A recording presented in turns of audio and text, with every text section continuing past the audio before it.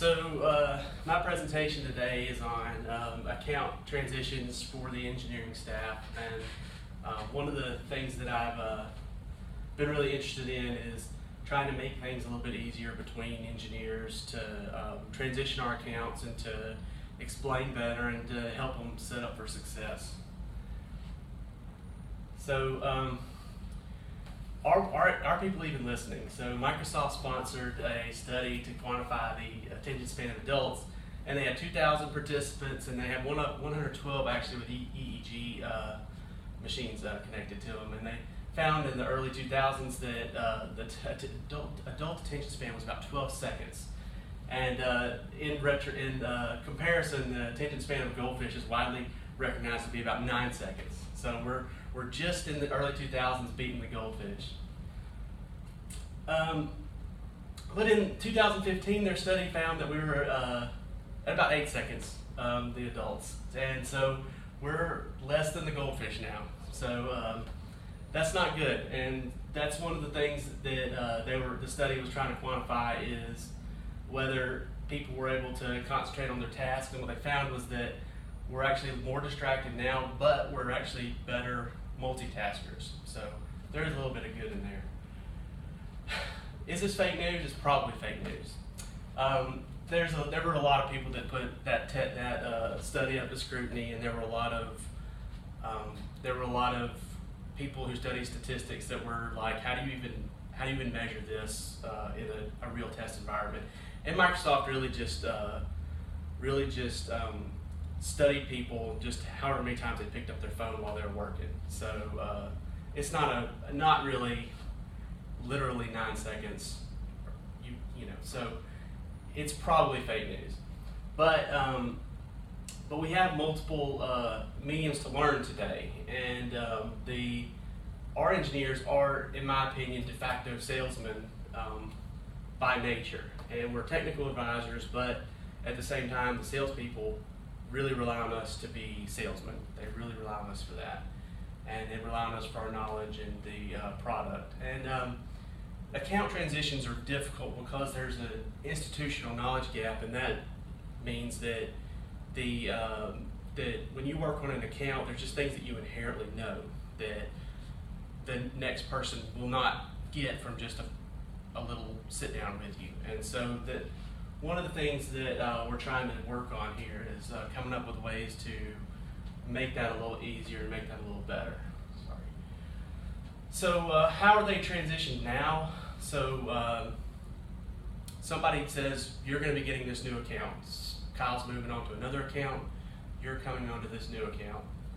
And the way we do it right now is we have an oral presentation of the account specifics, which is just a sit down, here's what the account is like, here's who this person is, here's who you're dealing with, what they like, what they don't like.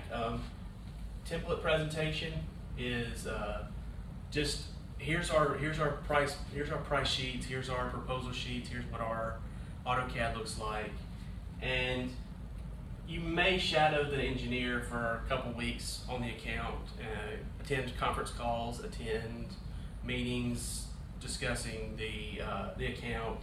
You may not actually do any work, but you're just there with them.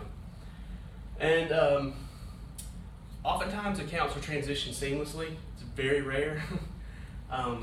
The less visible accounts, the smaller accounts, some of this may not ever be taken, and people may be in a position where they're just left on their own to figure out how to do this. So if it's working already, if we're transitioning accounts well, why do we need to change anything? And the knowledge gaps need to be filled, and they need to be retained. So we need to be able to transition accounts through generations of engineers that are working on the accounts. And there's nuances that are almost never relayed because they're either assumed that the person knows or that they'll figure it out on their own. So just a few things like who does survey requests? Is there a pre-agreed pricing? I encountered an account last week where I put together an entire proposal, price sheet and everything, and then the account manager says, oh, we've got pre-agreed pricing with them on all the parts, so these prices are all wrong. So these are things that are good to know when people get new accounts that might not be relayed in a sit-down. And the accounts need to be understood, and there's almost every account, there's at least one successful completed job. And it's important to tell that person, why did it work well? Did you capture a template? And then you go from that and create like a little guide, where this is what a successful job on this account looks like. So this is what we need to use going forward for this account. It's not always a cookie cutter. You can't always say, because it worked in Boston, it's going to work in California, but it is a successful example.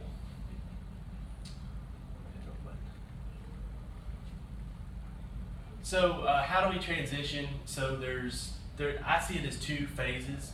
There's a written record and there's like an audio visual record.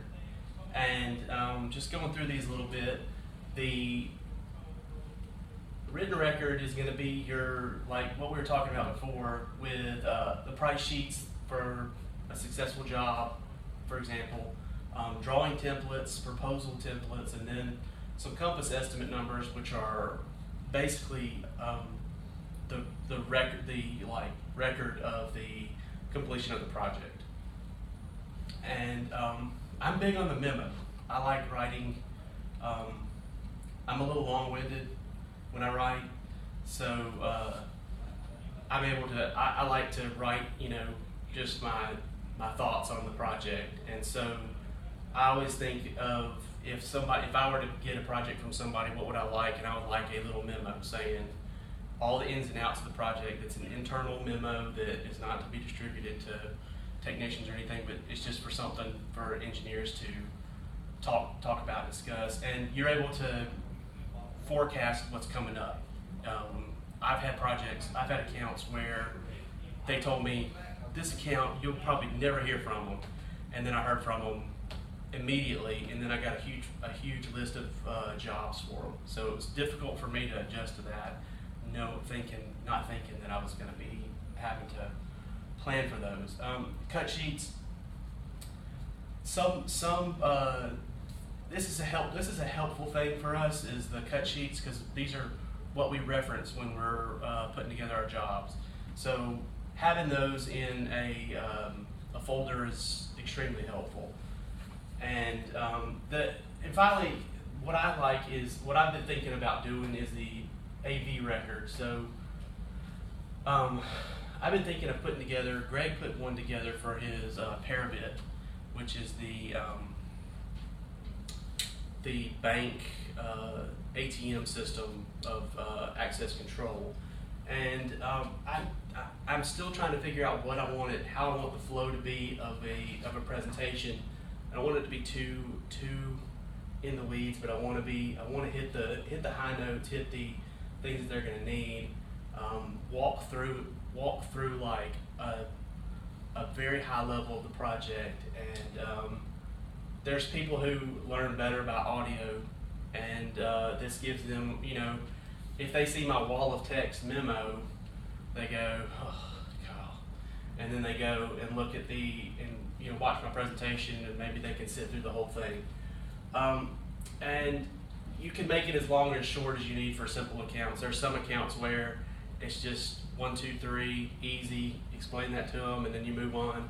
Then there's some accounts that are like Procter & Gamble, GE, those kinds of accounts where something like this might help a little bit. So why even bother? Why even bother if it's kind of working now and you can adjust through it? I'm calling this the old hotness and the new hotness. The old hotness is, well, they didn't leave me anything, or I wish they told me that before. Why are they doing it this way? And this account is a mess. And so the new hotness, one big run-on sentence.